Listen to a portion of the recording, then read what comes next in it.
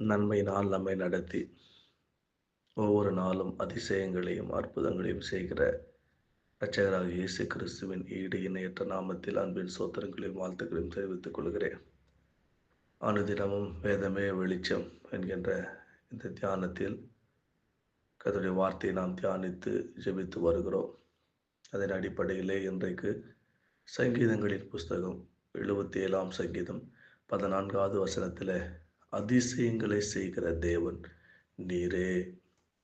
பாருங்க, மனுஷனால் முடியாதது, மனுஷனால் கூடாதது, நம்முடைய அறிவுக்கு எட்டாதது, நம்முடைய சிந்தைக்கு எட்டாததுமான பயங்கரமான தேவன் செய்கிற கிரியைகள் ஒவ்வொன்றும் அதிசயமானவைகளாய் இருக்கிறது. எனவே அந்த அதிசயங்களை விவரிப்பதற்கு உங்களையும் என்னையும் கர்த்தர் வைத்திருக்கிறார். அவருடைய படைப்பு, அவர் உருவாக்கி வைத்திருக்கிற ஒவ்வொன்றுமே அதிசயம். கடல்லே பயணம் செய்த போது யோசித்தேன், எவ்வளோ உயிரினங்கள் கடலுக்குள்ளே இருக்கிறது. இவ்வளோ தண்ணீரையும் ஸ்டோரேஜ் பண்ணுவதற்கு கடல்களுக்கு ஒரு எல்லையை அமைத்திருக்கிறேன் என்று கர்த்தர் சொல்லுகிறார். யோசித்து பாருங்க, சமுத்திரம் ஜலத்தினால் நிறைந்திருக்கிறது.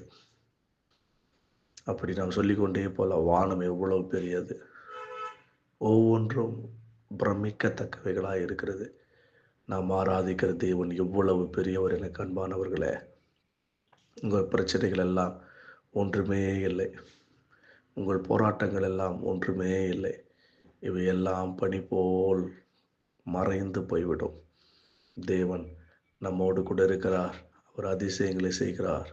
ஒவ்வொரு நாளும் நீரே அதிசயங்களை செய்கிறவர், நீரே அற்புதங்களை செய்கிறவர் என்று சொல்லுவோம், அறிக்கையிடுவோம், ஜெயம் பெறுவோம். கண்களை மூடி ஜெபிக்கலாம்.